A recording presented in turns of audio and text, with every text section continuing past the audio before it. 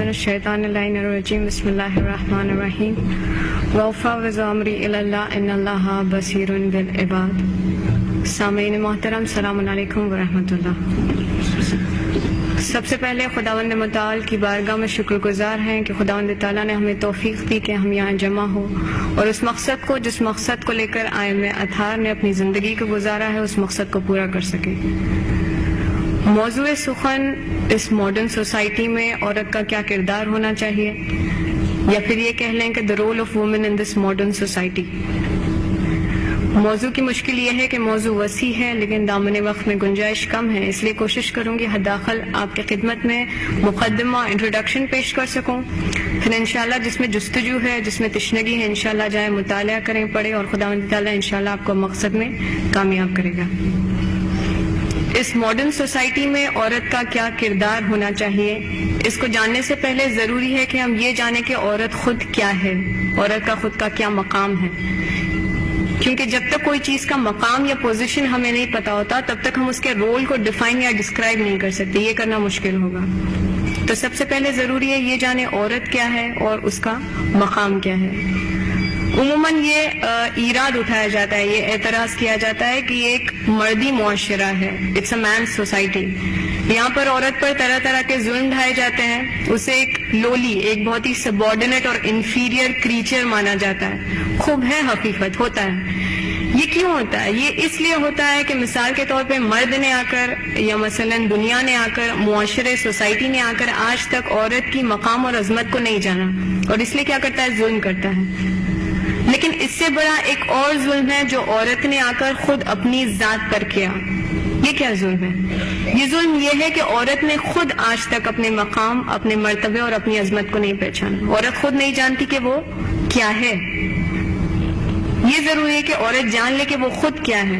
تو اگر ایک ایسا معاشرہ آپ کی نظر میں ہو جس میں مرد نے ڈومیننسی حاصل کر رکھی، اگر برتر ہے، تو اس کا مطلب یہ نہیں کہ مرد نے یہ ماحول بنا کے رکھا، اس کا مطلب یہ ہے کہ اس معاشرے کی عورتیں سست ہیں، اس کا مطلب یہ ہے کہ اس معاشرے کی عورتیں سوئی ہوئی ہیں، انہوں نے کبھی کوشش نہیں کی کہ میں اٹھوں، میں دیکھوں کہ میرا مقام کیا ہے، میری عظمت کیا ہے، میرا کردار کیا ہے، میرے حقوق کیا ہے۔ دوسرا ایراد عموماً یہ اٹھایا جاتا ہے کہ عورتوں کے حقوں کو پامال کیا جاتا ہے، عورتوں کو اپنے حقوق سے محروم رکھا جاتا ہے۔ خوب، سب سے پہلے یہ ہے کہ حق کوئی ایسی چیز نہیں ہے کہ کوئی آ کے آپ کے ہاتھ میں رکھ دے کہ یہ لیجئے آپ کا حق۔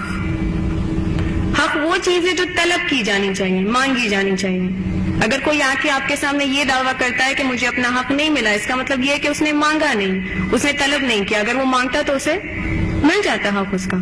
بہتوں نے مانگا، انہیں حق ملا، تو پھر حق طلبی کی ضرورت ہے۔ اس کے لیے منتظر نہ رہے کہ کوئی آ کے آپ کے ہاتھ میں آپ کا حق رکھ دے گا۔ اب یہ کہ ان ایرادوں کے درمیان میں ان حقوقوں کی جنگ جو ہم نے چھیڑ رکھی ہے، حقوق نسائی ہے، وومن رائٹس ہے، ان کے درمیان میں ایک اہم چیز ہم بھول جاتے ہیں۔ وہ کیا ہے؟ وہ خود عورت کی ذمہ داریاں ہیں، ہمارے فریضے ہیں، ہمارے ڈیوٹیز ہیں۔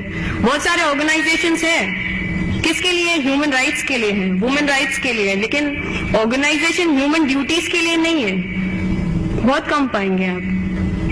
تو یہ ضروری ہے کہ آئیں جو مسلمان خواتین ہیں، جو دیندار خواتین ہیں، وہ آئیں اور سب سے پہلے آگاہی حاصل کریں اپنے ذمہ داریوں کے بارے میں کہ میری کیا ذمہ داری ہونا چاہیے۔ مثال کے طور پر ایک مسلمان خاتون اور ایک دیندار خاتون، ان کے درمیان میں بھی بہت فرق ہے۔ مسلمان خاتون وہ جو محض ایک مسلمان گھرانے میں پیدا ہوئی، ہو سکتا ہے یہی مذہب اس کے لیے ایک گرفت ہو، ایک شکنجہ ہو۔ دیندار خاتون وہ جس نے اپنی زندگی کے مرکز و منشور کو اسلام قرار دیا۔ اب یہ خاتون جب اٹھے گی تو اسلام کے لیے، جب بیٹھے گی تو اسلام کے لیے، جب یہ روئے گی تو اسلام کے لیے، اسے درد اور تکلیف ہوگی تو اسلام کے لیے ہوگی۔ خیر، مسلمان تو ہم سب خیر ہیں، لیکن دیندار بننے کی ضرورت ہے۔ دیندار اگر انسان نہیں ہو تو پھر کوئی فائدہ نہیں ہے، کہیں سے کوئی فائدہ ہمیں نہیں پہنچ رہا، ہم لوگ ضرر میں ہیں، جیسے بیان فرمایا آپ نے۔ اب یہ کہ دین الہی میں کسی بھی انسانی مسئلے میں سب سے پہلے آ کر فرائض کا ذکر ہوا ہے، ڈیوٹیز کا ذکر ہوا ہے، اور اس کے بعد آ کر رائٹس کا ذکر ہوا ہے. کسی بھی انسانی مسئلے کو لے لیں. در حقیقت ہم یہ کہہ سکتے ہیں کہ جو وجود حقوق کا جو ہوتا ہے، جو رائٹس کا اوریجن نکلتا ہے، وہ خود فرائض کے اندر سے نکلتا ہے. ہم کہہ سکتے ہیں rights is equal to duties and duties is equal to rights. مثال دوں گی بات کو واضح کرنے کے لیے. مان لیجیے ایک اسکول ہے. اسکول میں کیا ہوتا ہے؟ مختلف پوسٹ ہوتی ہیں. ایک پرنسپل ہے، ایک پروفیسر ہے، ایک سینئر ہے، جونیئر ہے. ایک ہوتا ہے انکوائری پہ بیٹھا ہوا آپ کے سوالات کے جواب دینے کے لیے. ایک ہوتا ہے گیٹ کیپر. ان سب کو اپنے فریضوں کے حساب سے حقوق مل رہے ہیں. کیا حقوق مل رہا ہے؟ انہیں اپنی منتھلی سیلری مل رہی ہے، انہیں اپنی تنخواہ مل رہی ہے. مان لیجیے اسی اسکول کی گیٹ پر ایک انسان آتا ہے جو نہ پرنسپل ہے، نہ ٹیچر ہے، نہ گیٹ کیپر ہے، نہ انکوائری پہ بیٹھا ہے، لیکن اس نے کچھ مانگا، اس نے آپ سے کچھ طلب کیا. کیا کرتے ہیں ہم لوگ اس کے ہاتھ میں بھی کچھ پیسے رکھ دیتے ہیں. لیکن یہ جو میں ان کے ہاتھ میں رکھ رہی ہوں، کیا یہ ان کا حق ہے؟ نہیں ہے. یہ جو میں ان کے ہاتھ میں رکھ رہی ہوں، یہ صدقہ ہے، یہ خیرات ہے، یہ گداگیری ہے. یعنی بات یہ واضح ہوئی کہ ایک انسان اگر اپنی ذمہ داریوں کو ادا کیے بنا کچھ طلب کر رہا ہے، یا وہ حق کے نام پر ہو یا وہ آزادی کے نام پر ہو، وہ کیا ہوگا؟ وہ صدقہ ہوگا اور وہ خیرات ہوگا. تو سب سے پہلے آگاہی حاصل کریں اپنے ذمہ داریوں کی کہ میری کیا ذمہ داریاں ہونی چاہیے، ادا کریں، پھر آئیں حقوق طلبی کی طرف. اب یہ کہ سب سے بڑی جو عورت کی ذات پر ظلم ہوا ہے، جو عورت کی شخصیت کا ایکسپلائٹیشن ہوا ہے، یہ ہے کہ اسے ناآگاہ رکھا گیا، اسے بے خبر رکھا گیا.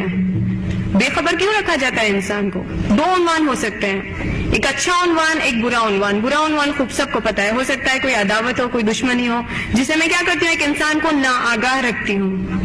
لیکن ایک اور عنوان ہے ہمدردانہ، میں کسی کو ناآگاہ رکھتی ہوں. مثال دیتی ہوں. مان لیجیے کسی دوسرے شہر میں آپ کا ایک عزیز گزر گیا، اس دنیا سے چلا گیا. جب یہ خبر یہاں پہنچتی ہے تو کہتے ہیں باپ کو بتانا، بیٹے کو بتانا، بھائی کو بتانا، ماں کو نہ بتانا. کہتے ہیں نا ہم لوگ. پوچھیں ان سے کیوں نہ بتائیں تو کہیں گے نہیں، نازک دل ہے، شاید صبر نہیں کر پائے، شاید ان کی صحت پہ اثر پڑ جائے. یہ آ کے کون تعلیم دے رہا ہے آپ کو کہ ماں کو نہیں بتانا ہے اور باپ کو بتانا ہے، بہن کو نہیں بتانا ہے، بھائی کو بتانا ہے؟ یہ آ کے آپ کا کلچر آپ کو کہتا ہے. اب آئیے اسی مسئلے کو دین کے آئینے میں دیکھیں. دین کیا کہتا ہے؟ دین کہتا ہے نہیں، یہ غلط ہے.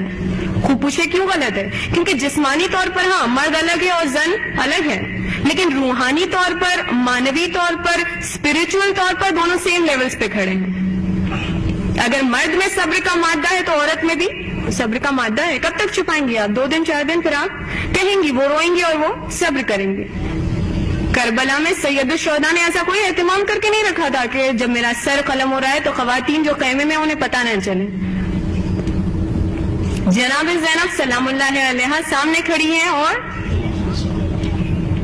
امام حسین سر قلم ہو رہا ہے. اب یہ بھی تو ایک خاتون تھی. یہ کیسی خاتون تھی؟ یہ صبر ان میں کہاں سے آیا؟ یہ ایک تربیت یافتہ، یہ ایک آگاہ، یہ ایک باشعور خاتون ہے. جب انسان میں آگاہی ہوتی ہے تو پھر اسے پرواہ نہیں ہوتی. پورا گھر کا گھر قربان ہو رہا ہے دین پر اور وہ اسی صبر کے ساتھ کھڑی ہے اور دیکھ رہی ہے، اس کا مظاہرہ کر رہی ہے. اور ان سب کے لیے سٹارٹنگ پوائنٹ کیا ہونا چاہیے انسان کے لیے؟ ان سب کے لیے سٹارٹنگ پوائنٹ ہے کہ انسان آگاہی حاصل کرے. آگاہی کے بنا ہمارے ہاتھ کچھ نہیں آئے گا. ایک سلوات پڑھی بر محمد والا. اب یہ کہ جب ہم کسی کو ناآگاہ رکھتے ہیں، جب اسے آگاہی حاصل نہیں ہوتی تو کیا ہوتا؟ کچھ نتائج ہوں گے، کچھ افیکٹ، سائیڈ افیکٹ جو ہم کہتے ہیں. خوب یہ ہے کہ ایک انسان میں جب آگاہی نہیں ہوتی تو وہ غافل ہوتا ہے. جب انسان میں آگاہی نہیں ہوتی تو وہ لاشعور ہوتا ہے، اس انسان میں شعور نہیں ہوتا. اور پھر یہ ہوتا ہے کہ ایک دوسری سوسائٹی سے ایک عورت، ایک فاسق، بےہدہ، بے حیا، نہایت بد اخلاق عورت آتی ہے آپ کے درمیان اور رائٹس آف وومن کا نعرہ بلند کرتی ہے، اور ہم کھڑے دیکھ رہے ہیں. کیا ہم نے کبھی غور کیا کہ ان کا کیا منبع ہے، کیا بیس ہے، کیا سینٹر ہے، ان کے راستے کیا ہیں، ان کے مقاصد کیا ہیں؟ خوب ان کے راستے اور ہمارے راستے ایک نہیں ہیں، دونوں فرق کرتے ہیں. کیا ہے ان کا منبع؟ ان کا منبع انسانی خواہشات ہے، ان کا منبع شہوات ہے. راستے الگ ہیں ہمارے ان سے. ان کا مقصد یہ ہے کہ انہیں آزادی چاہیے. خوب کیسی آزادی چاہیے؟ یہ آزادی چاہتے ہیں تاکہ یہ سربرہنہ راستوں پر گھوم سکیں.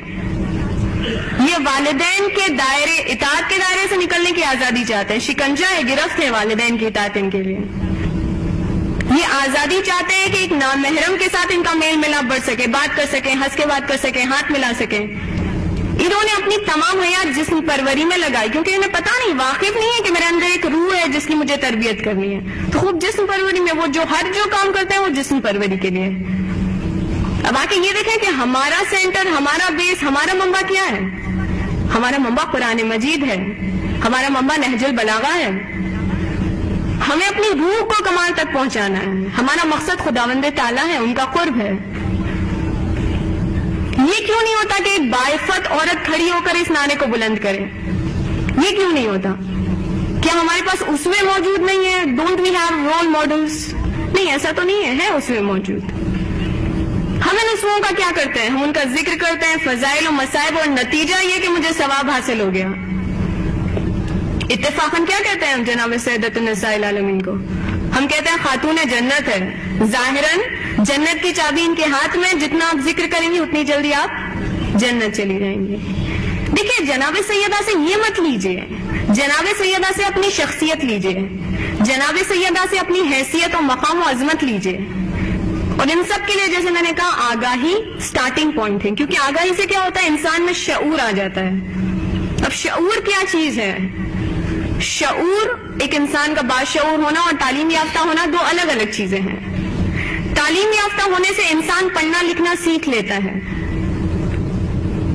تعلیم حاصل کرنے سے شعور حاصل کرنا آسان ہو جاتا ہے، لیکن یہ شرط نہیں ہے کہ اگر ایک انسان تعلیم یافتہ ہو یعنی وہ باشعور بھی ہے، نہیں، یہ شرط نہیں ہے۔ خوب اب شعور کسے کہیں گے؟ شعور آتا ہے ایک عربی لفظ سے، شین عین رے شار، جس کا مطلب بال ہے۔ بال کسے کہیں گے؟ بال ایک بہت باریک چیز کا نام ہے۔ باریکیوں کو سمجھنے کی قوت کو ہم شعور کہیں گے، صحیح اور ناصحیح کے درمیان کے فرق کو پہچاننے کو ہم شعور کہیں گے۔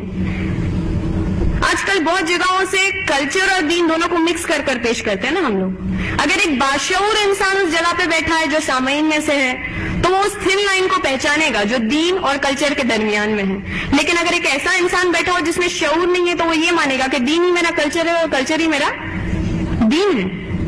یہ نہیں ہو۔ اب یہ کہ مثال کے طور پر میں یہ جو صفت آپ کے سامنے بیان کر رہی ہوں کہ ایک باشعور انسان اس طرح کا ہونا چاہیے، تو جب ایک صفت بیان ہوتی ہے تو بیسیکلی لوگ ٹٹولتے ہیں اپنے آپ کو، اینالائز کرتے ہیں، ہم جج کرتے ہیں کہ یہ جو صفت بیان ہو رہی ہے وہ مجھ میں ہے بھی یا نہیں ہے۔ ہو سکتا ہے بہت لوگوں کے ذہنوں میں یہ چل رہا ہے کہ یہ جو صفت بیان ہو رہی ہے سب مجھ میں ہے، میں بہت باشعور ہوں، صحیح اور ناصحیح کے فرق کو سمجھ سکتی ہوں، خیر اطراف میں جو ہے انہیں سمجھ نہیں ہے۔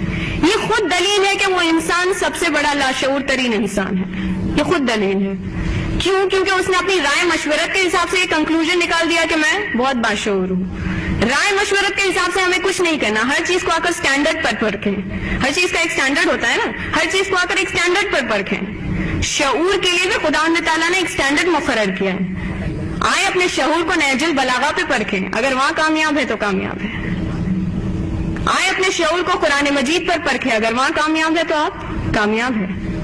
اب یہ کہ اگر انسان لاشعور ہو، اس میں اگر شعور نہ ہو تو اس سے بہت ساری غلطیاں سرزد ہوتی ہے، جس میں سے کچھ مثالیں میں آپ کی خدمت میں پیش کروں گی۔ ایک خاتون کا لے لیجئے، تعلیم یافتہ خاتون ہے، working class, non working class جو بھی ہم مان لیں، یہ جب اٹھتی ہے صبح میں، جب اپنے آفس جاتی ہے، اپنی سہیلی کے گھر پہ جاتی ہے، شروع ہو جاتی، کیا ہوا میرے سسر نے یہ کیا، میری ساس نے یہ کیا، میرے شوہر تو پہلے دن سے ہی خوب۔ یہ در حقیقت کیا کر رہی ہے؟ یہ اپنے آپ کو رسوا کر رہی ہے، اپنے آپ کو ذلیل کر رہی ہے، اپنے گھر کے رازوں کو فاش کر رہی ہے۔ تعلیم یافتہ ہے لیکن شعور نہیں ہے، تو اسے لگتا ہے میں نے ایک کارنامے کو انجام دیا۔ امام خمینی رحمت اللہ علیہ نے جب کہا کہ میں انقلاب اسلامی برپا کر کے رہوں گا، خوب یہ کہو تنہا انسان ہے اتنا بڑا دعویٰ کر رہا ہے۔ شاہ کے لوگ آگے بڑھے کہا ٹھیک ہے مان لیتے ہیں، آپ کیا کر رہے ہیں؟ انقلاب اسلامی آپ برپا کریں گے، لیکن یہ بتائیے آپ کی فوج کہاں ہے، آپ کا لشکر کہاں ہے، آپ کا اسلحہ کہاں ہے؟ امام خمینی نے جواب دیا کہ میری فوج اور میرا لشکر اپنی ماؤں کے دامن میں تربیت حاصل کر رہے ہیں۔ یہ اپنے آپ میں ایک بہت بڑا جملہ ہے اگر آپ تفکر کرنے کی کوشش کریں۔ یہاں آئیے اور اپنی عظمت کو سمجھیے، یہاں آئیے اور اپنے مقام کو سمجھیے کہ کیا مقام ہے آپ کا ہر لیول پر، یا وہ آپ کے گھر میں ہو یا کہیں پر بھی ہو، معاشرے میں ہو، قوم میں ہو، ملک میں ہو، انٹرنیشنل لیول پہ ہو، کہیں بھی۔ اور وہی ہوا 15-20 سال کے بعد وہی جنریشن اٹھا اور انقلاب اسلامی برپا ہوا. لیکن اگر ایک ایسی عورت جس کو پتہ ہی نہیں کہ اس کے اندر ایک روح ہے، وہ اپنی تمام حیات جسم پروری میں لگائے گی، ہر کام جسم کے لیے، اور پھر اگر خداوند تعالیٰ اسے اولاد دے دے تو اسے بھی جسم مان رہی ہے. خوب میں نے اپنے تمام فریضوں کو ادا کیا. کیسے ادا کیا؟ میں نے کھلا کھلا کر اسے موٹا کیا. لیکن مجھے یہ نہیں معلوم کہ اس کے اندر کی جو فطرت ہے اسے مجھے پروان چڑھانا ہے. مجھے یہ نہیں معلوم کہ اس کے اندر ایک روح ہے جس کی مجھے تربیت کرنی ہے. یہ لاشعوری کے نتیجے ہے. قرآن مجید میں خداوند تعالیٰ فرما رہا ہے کہ بنی اسرائیل کی قوم تعلیم یافتہ قوم ہے، لیکن پھر بھی غلط کاموں کو انجام دیتی ہے. خوب کیوں کہا آخر میں لا یشعرون، ان میں شعور نہیں ہے، شعور موجود نہیں ہے، اور اس لیے غلط کاموں کو انجام دیتی ہے. خوب ایک انسان جس میں شعور نہ ہو، اس انسان کو ہم کیا کہیں گے؟ اس انسان کو ہم احمق کہیں گے. احمق کا مطلب بے وقوف انسان. بے وقوفوں کے شر سے انبیاء نے پناہ مانگی، اولیاء نے پناہ مانگی، ائمہ نے پناہ مانگی. بے وقوف انسانوں کے بارے میں ان سے مشورت نہ لو، ان کے ساتھ دوستی نہ کرو، ان کے درمیان میں نہ بیٹھو، ان کے ساتھ رشتہ نہ کرو. خوب یہاں پہ بھی کیا ہوتا ہے؟ دین آ کے ایک معیار رکھتا ہے، کلچر آ کے ایک معیار رکھتا ہے. کلچر آ کے کیا معیار رکھتا ہے؟ کہتا ہے اگر لڑکی یا لڑکے کو بیاہنا چاہتے ہو تو جاؤ دیکھو بینک بیلنس کتنا ہے، کتنے بنگلے ہیں، کتنی گاڑیاں ہیں، کتنا حسین اور خوبصورت ہے، کتنی آبائی دولت ہے اس کے پاس موجود ہے. آپ کو آئیے دیکھیے دین کیا کہتا ہے. دین کہتا ہے جائیے دیکھیے کہ اس انسان میں کتنا شعور ہے، جائیے دیکھیے یہ انسان کتنا دیندار ہے. لیکن جب ہم دین کی معیار کو ہٹا کر کلچر کی معیار پر اپنے بچوں کو بیاہتے ہیں، پھر پچھتاتے ہیں، پھر روتے ہیں. کیا ہوا؟ قسمت پھوٹ گئی. کیا ہوا؟ جادو ٹونا ہو گیا. کیا ہوا؟ تعویذ پلیتے ہو گئے. تعویذ پلیتے نہیں ہوئے، لاشعوری ہو گئی ہے، نا آگاہی ہو گئی ہے، جس وجہ سے آپ سے یہ غلطی سرزد ہوئی کہ آپ نے اپنی بچوں کی زندگیوں کو خود برباد کیا. اب یہ کہ شعور کو حاصل کرنے کے لیے ہمارے پاس کئی سورسز اویلیبل ہونے چاہیے، ریسورسز ہونے چاہیے. خوب ہے ہمارے پاس، کمی نہیں ہے. قرآن مجید کھولیے، نہج البلاغہ کھولیے، ائمہ اطہار کی سیرت کھول کر دیکھیے. ایک نئی دنیا میں قدم رکھیں گے آپ، ایک نورانی دنیا. قرآن مجید جھوم جھوم کر نہ پڑھیں. قرآن مجید جب پڑھیں تو ساتھ میں اس کا ترجمہ پڑھیں، اور پھر کسی باشعور انسان سے جا کے پوچھیں کہ اس آیت سے میں کیا لوں، کیا کہنا چاہتی ہے. ہماری ہدایت کے لیے ہی نازل ہوا ہے قرآن. پھر پریکٹس کریں اسی چیز کی، کوشش کریں. ہم کہتے ہیں نا پریکٹس میکس مین پرفیکٹ. خوب تو کوشش کریں. پھر انشاءاللہ آپ کی زندگی میں ایک ایسا موڑ آئے گا جہاں آپ کو احساس ہوگا کہ مجھ میں شعور آ گیا ہے، میں باریکیوں کو سمجھ سکتی ہوں، میں صحیح اور ناصحیح کے درمیان کے فرق کو سمجھ سکتی ہوں. وہاں پر سب سے پہلے اپنے مقام کو سمجھیں، وہاں کے سب سے پہلے اپنی عظمت کو سمجھیں. پھر اول کام یہ کہ ذمہ داریوں کو سمجھیں اور نبھائیں، پھر آ کر حقوق طلبی کریں. یہ نہیں کہ پہلے سے حقوق طلبی کا ہم لوگ نعرہ لگا چکے. میں نے کہا کہ اگر ذمہ داریوں کو ادا کیے بنا آپ حق کے نام پر یا آزادی کے نام پر کچھ طلب کرتے ہیں تو وہ صدقہ و خیرات ہے. انشاءاللہ اس امید کے ساتھ کہ خداوند تعالیٰ ہمیں توفیق دے کہ ہم ایک ایسی نسل کو پرورش دے سکیں جسے اسلام پر قربان کر سکیں. انشاءاللہ ہمیں خداوند تعالیٰ شعور دے تاکہ ہم دین حقیقی کو پہچان سکیں. والسلام علیکم ورحمۃ اللہ.